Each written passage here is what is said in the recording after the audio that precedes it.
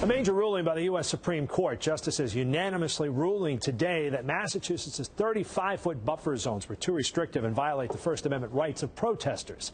Since 2007, protesters have not been allowed within the buffer zone in Massachusetts. Governor Patrick and Attorney General Martha Coakley are not pleased with today's ruling and plan to craft new rules in the wake of this decision. More from their side of the argument in just a moment. But first, earlier I spoke with someone who worked to argue this case. Joining us now from Washington, D.C. is Matt Bowman, Senior Legal Counsel with Alliance Defending Freedom. Matt, your group worked hard to argue this case. Your reaction to this decision? This is a great victory today for the freedom simply for peaceful people to go out on the public sidewalk and offer information to their fellow citizens, even when the government disagrees with them. Now, the Massachusetts legislature is saying this is not over. They want laws protecting those entering abortion clinics, and they want it done by the end of July. What's your response to that?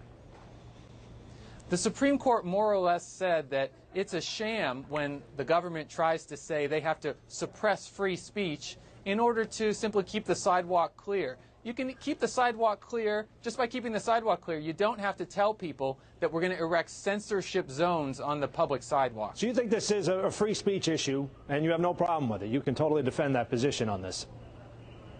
Well, the Supreme Court was unanimous today in striking down this law and saying that when peaceful, quiet people try to offer information to women who can have then the choice to maybe choose life, people should be able to be free to do that on the public sidewalk, and it's none of the government's business to tell them they can't. Okay, Matt, but here's what happened in Massachusetts, of course, we know, and also in Virginia. 2 people killed here in Massachusetts, a shooting outside an abortion clinic, Planned Parenthood in Brookline. The name was John Salvi. Everyone remembers his name.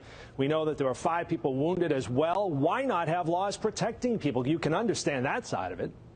A quiet person handing a leaflet to a woman walking on the sidewalk, not only does that not hurt anyone, but that's what the First Amendment protects. And it's none of the government's business to say, because of all these other problems that we can address through other means, we're going to create censorship zones and say you can't speak on the public sidewalk. That's what the Supreme Court decided unanimously today. But you're assuming everyone is quiet and peaceful, and there may be a great majority of people like that. But for the John Salvis who may be out there, what do you say to that and those people who are trying to go in there and have health care provided to them? There's no justification for the government to say we're going to shut down the quiet, peaceful speech of pro-life people on the public sidewalk because of all these other alleged problems that we say are happening.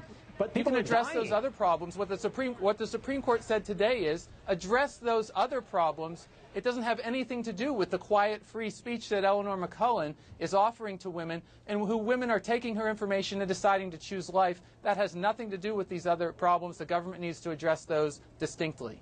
The victims of John Salvi, though, if you were standing across with them right now, what do you think their opinion would be on all of this? They lost loved ones. And what the Supreme Court said today is the quiet, peaceful speech of a grandmother like Eleanor McCullen on the sidewalk, not only does that not hurt anyone, that's what the First Amendment protects, and it's none of the government's business to use all these other things that might be happening to try to suppress the speech of people that the government disagrees with. That's an abuse of power, and the Supreme Court rejected it today. Massachusetts Attorney General Martha Coakley argues that buffer zone laws, they keep the peace around the abortion clinics. And I know you're saying a lot of this, but is there some way you can meet in the middle on something like this where safety can be provided as well as free speech? Free speech is the middle ground position in America. The government can't take areas of the public sidewalk and censor people's speech. If it has a crowd problem or if it has a problem with obstruction, it can address those things specifically. It can't tell a grandmother who wants to quietly hand a leaflet out to someone that she's not allowed to do it.